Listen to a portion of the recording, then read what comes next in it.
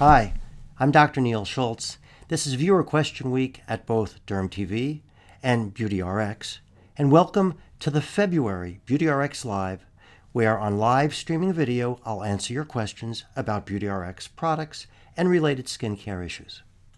BeautyRx skincare products are the same patient-proven and award-winning products that have been giving my patients more beautiful and healthier and younger-looking skin for over a decade. And they do it by stressing the importance of using three essential ingredients: sunscreen, antioxidants, and of course glycolic exfoliants to treat the ageless issues of color and texture problems with your skin, as well as fine lines and wrinkles. Because BeautyRx products are now available to the public and not just to my patients, we do these live streaming videos so that we can answer your questions about any of the BeautyRx products or any related skincare issues. If you have a question, go to BeautyRxLive.com and use the chat box, and I will answer as many of your questions today as we can. So let's start with the first question. And this question comes from John. Hey, Doc, what's your opinion on the possibility of Candida causing stubborn acne? John, Candida, which is a yeast, has been alleged to cause an awful lot of things, including acne. I am not a big proponent of the Candida theory of acne, and I don't believe that Candida causes acne. I think acne is caused by three essential components. The root cause of acne is oil, excess oil. Then you have bacteria, not yeast. And then, of course, you have clogging cells. And it's a combination and interplay of these three different factors that contributes to acne, but I don't believe that Candida plays much of a role for most people's acne. Mike asks, what's good for extremely oily skin and large pores? Well, Mike, for very oily skin, you need to use a cleanser that is created for oily skin, which means it has stronger surfactants to help emulsify the oils so that you can remove the oils from the skin when you're washing. The other thing you need to use is a toner, and I think there's a real good synergy in restoring oil and water balance when you're using a cleanser and a toner, but the toner should have some alcohol in it. Alcohol is not bad for your skin. Toners with alcohol ranging anywhere from 5 to 15% are just fine. And you should be using the cleanser and the toner at least 2 to 3 times a day. In terms of your large pores, of course, you need to exfoliate to get rid of the clogs that are causing the engorgement that don't allow the pores to shrink back down. And this is a case where we can make a real case for a synergy between chemical exfoliation and physical exfoliation. So I like using a chemical exfoliant on a daily basis, and in particular for enlarged pores. Anybody with oily, acne-prone skin should be starting with an 8% glycolic exfoliant like the BeautyRx Daily Exfoliating Therapy Serum. At the beginning of the shower, use an oil-removing cleanser like Balancing Cleanser, and that allows the pores to be steamed during the shower. And then at the very end of the shower, use the BeautyRx exfoliating grains, which will actually help dislodge some of the clogs in the pores since the pores have been enlarged or steamed open, and that allows those granules to get into the pores and help pull them out. Just scrolling to keep up with some questions here. Again, this is BeautyRx Live. I'm Dr. Neil Schultz. This is our February 2013 edition. If you have any questions, by all means, go to BeautyRxLive.com and use the chat box. Lisa asks, how often do I have to use chemical exfoliants to prevent keratosis pilaris? When I found out that I have KP, I used 12% glycolic acid cream every day for a month, and now it's almost gone. Do I have to keep using it to keep KP at bay? And if so, can I go more days between using it?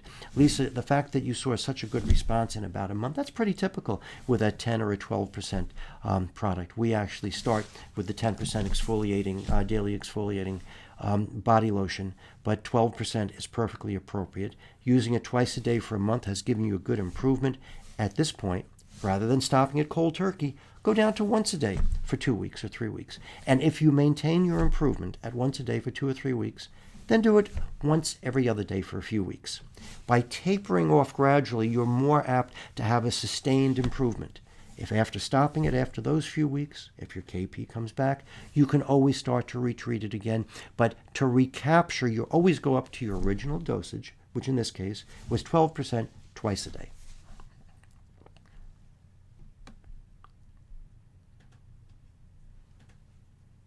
Sophia asks, what is derma sanding? Is it good for acne scars? Well, there's dermaplaning, derma rolling, derma sanding, dermabrasion. All of these things are mechanical forms of exfoliation. And exfoliation is always good to help prevent acne, to help treat acne.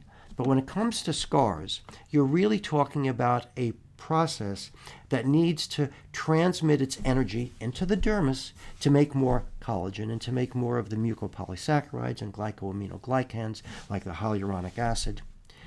None of these types of physical exfoliation work as well for creating more material in the dermis to help build up the scars, to help fill them in and make them rise back up.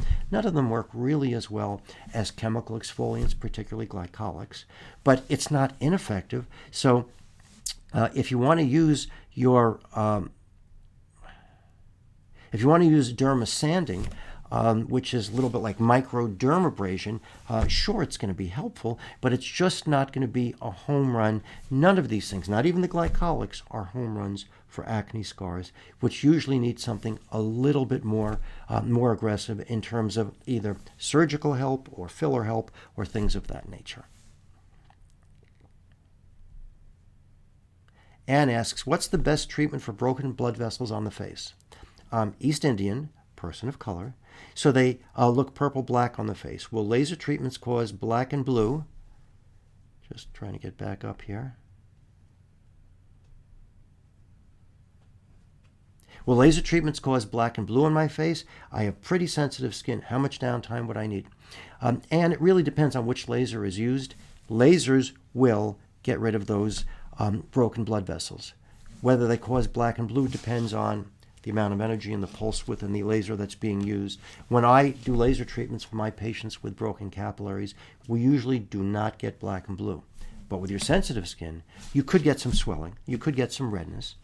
So I would recommend an hour before your laser treatment, take an antihistamine. I usually recommend for my patients Allegra 60 milligrams because it's non-sedating, takes about a half an hour to an hour to kick in, but you'll get less swelling in your sensitive skin. But there's no reason why anybody with any skin type, whether it's Caucasian or type 5, which is Indian and Asian and Hispanic, or type 6, which is African American, there's no reason why anybody with any skin type can't get their broken capillaries treated with a laser by a cosmetic laser surgeon.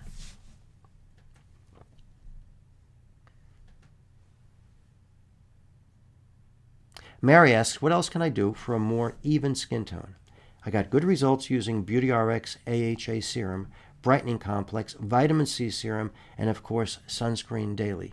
Well, Mary, I am delighted that you're using all of those products. The AHA serum, which is the 8% glycolic serum, of course, is a starter strength product. So it may be time at this point for you to move up to the 10% advanced exfoliating therapy pads and alternate them. One night use the serum, the other night use the pads, and go back and forth like that for probably 2 to 4 weeks and see what effect that has in conjunction with your brightening complex and, of course, vitamin C serum, because vitamin C is the only antioxidant which actually helps bleach brown colors to additionally help even the skin tone. And the other point that you mentioned is sunscreen daily. There's no point in trying to get rid of brown if you're not using sunscreen, because the sun will increase your brown faster than any products. Even my BeautyRx products can take it away. So why don't you advance your strength of exfoliation? Add the 10% pads, use them on alternate days. And after another month, if you want to bump it up, ratchet it up one more strength, then you can replace the 8% serum with the 15% gel. And then you'll be at maximum and optimal exfoliation, which of course is so important in evening skin tone. Justine asks, do I need to use antioxidants all year or can I just use it in the summer? Justine, it's a great question. And antioxidants are particularly important all year because we tend to think of most of the damaging sunlight and UV rays coming during the summer. Well, actually, it is true that UVB is much more common, stronger during the summer, and particularly in the middle of the day. But what a lot of people neglect or forget about is that UVA rays are the same all year long and all day long. And UVA rays are the rays that are often most responsible for causing not only premature aging of your skin, but also skin cancer. So we really want to maximally protect against UVA all year, and that's why you need sunscreen every day, all year long.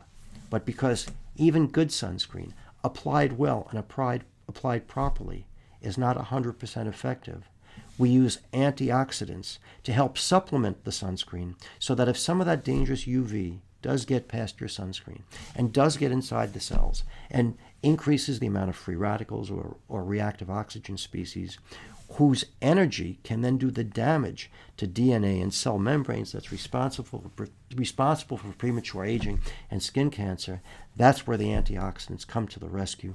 So it is particularly important to use your antioxidants all year long. And don't forget, for antioxidants to work the best, they need to be inside the cells. They need time to get inside the cells. Use them at bedtime so they can penetrate your skin, get into the cells while you're sleeping, so they don't get destroyed on the surface of your skin by UV light during the day, which is what happens if you put it on in the morning. Again, I'm Dr. Neil Schultz. This is BeautyRx Live for February 2013. If you have any questions, please go to BeautyRxLive.com, use the chat box, and I will get to as many of the questions as I can today, and we're getting some really, really interesting questions. Teresa asks, what's a good BHA product to use on my face for acne exfoliation, and how often should I use it? Well, the primary BHA product, Justine, of course, is salicylic acid. And all of the over-the-counter salicylic acid products really only have, the spot products only have 2% salicylic acid. There is a product called Keralit Gel, and Keralit has 6% salicylic acid, and I believe that is over-the-counter. So if you want to try to get stronger exfoliation, you might consider getting some Keralit Gel, Keralyt, if you're committed to using BHAs. Of course, you know my opinion. I think AHAs work better, but there's nothing wrong with BHAs, especially if you can get the effect that you want. But again, most of the over-counter acne spot treatments are going to be restricted to 2%, so try to see if you can bump that up a little bit. Matuz asks, I find your YouTube videos very informative, but I'd like to ask you some questions because I couldn't find any answer for them in your videos. 1. Will getting rid of pus pimples prevent PIH? I didn't get rid of my pimples on my cheeks and it left some red scars. Well, let's answer that first. It depends how you get rid of your pus pimples and how sensitive your skin is as to whether or not you'll get PIH, which of course means post-inflammatory hyperpigmentation. So the more gentle you treat your pimples and the less sensitive your skin, the more apt you are to avoid post-inflammatory hyperpigmentation. And the worst thing to do, that's most apt to cause the PIH, of course, is picking at them. So you want to treat them gently, treat them with chemicals, use a proper cleanser and toner to help even prevent more pimples. Of course, use a glycolic product daily, one that's made for acne and oily prone skin, like the BeautyRx Daily Exfoliating Serum, then moving up to the 10% Advanced Exfoliating Therapy pads. But the thrust here is gentle and prevention. Matuz's second question is, how should I increase glycolic acid percentage? I started mixing 10% of glycolic with a bit of 2% salicylic acid because here in Poland I cannot buy any glycolic acid products. Okay. If the maximum strength of glycolic you have is 10%, I don't think I would mix it with the salicylic acid. I think I would use them in sequence or at different times of the day. But generally speaking, with the most effective glycolic products, which are pH adjusted and buffered, such as the BeautyRx products, we start with 8%, then add in 10%, and then we replace the 8% with 15%, so you're alternating 10 and 15% after 2 or 3 months for optimal exfoliation. If the highest strengths of glycolic you have are 10, and the highest salicylic you have is 2%, then the only way you're going to be able to get more efficacy is using it more than once a day. And there's nothing wrong with using 10% glycolic twice a day, as long as it's not causing any irritation or any flaking or any redness.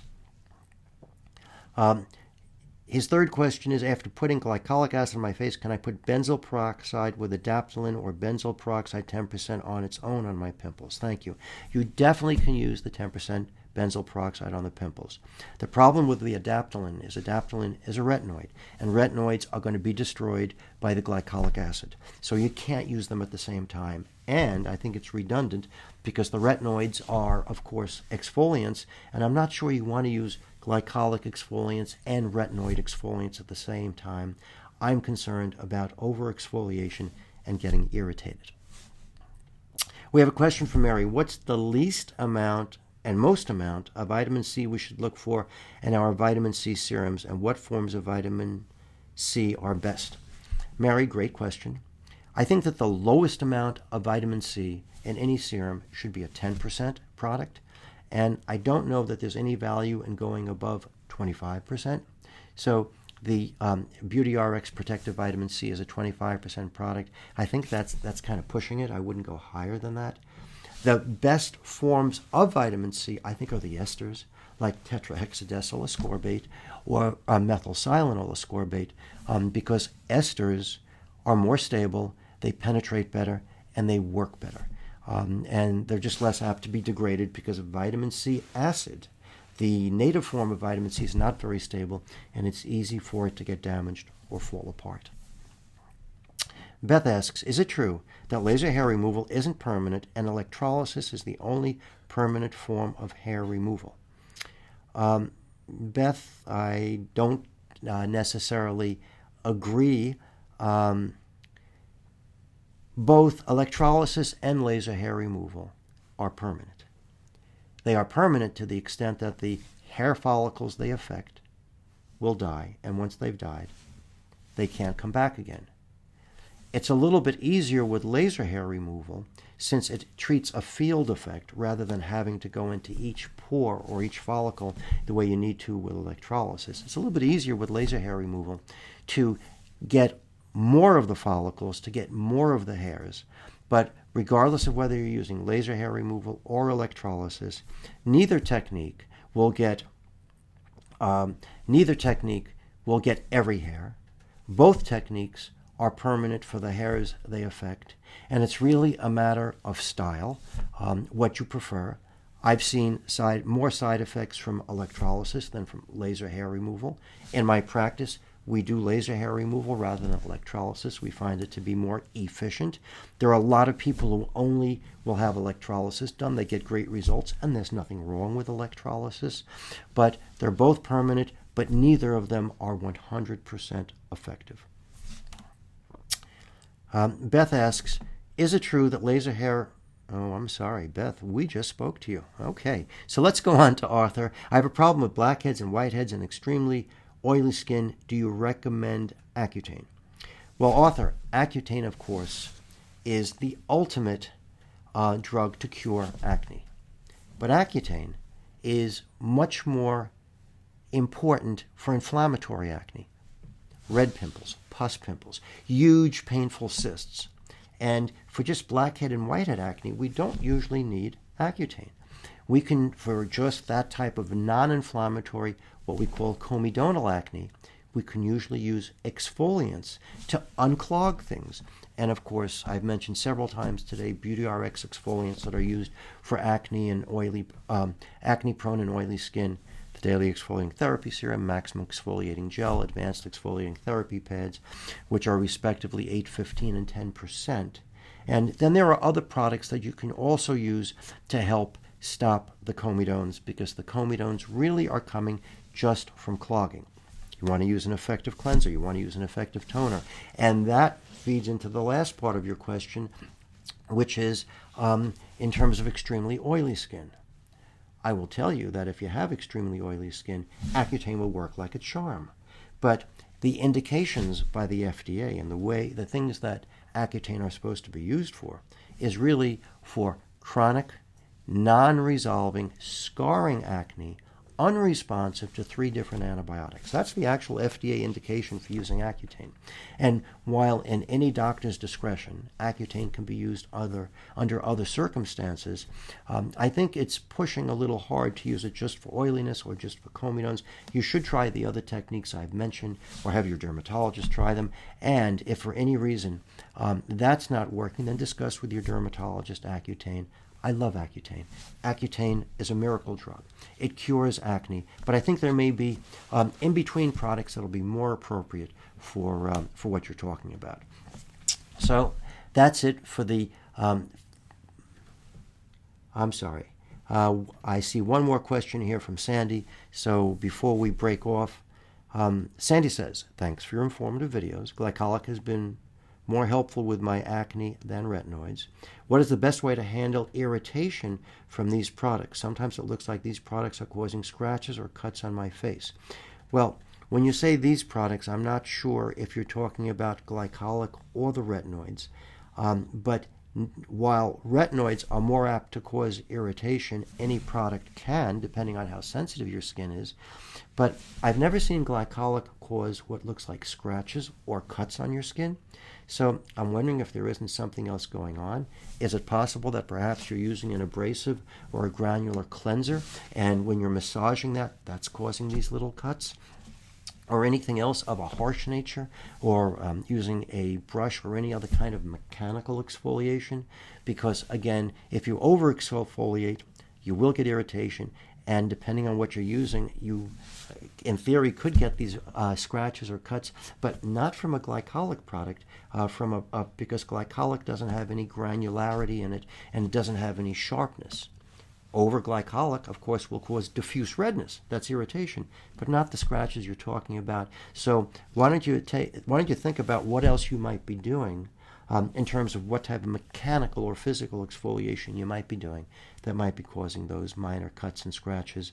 And by the way, to help heal those, BeautyRx Soothing Moisture Cream is a great product to help heal those minor scratches. So that's it for February. BeautyRx Live, and thank you so much for all of your questions. Please keep sending your questions in. The ones that we don't answer here, we often will turn into episodes on Derm TV. And please tune in next March for the March edition of BeautyRx Live. I'm Dr. Neil Schultz, and have a good one.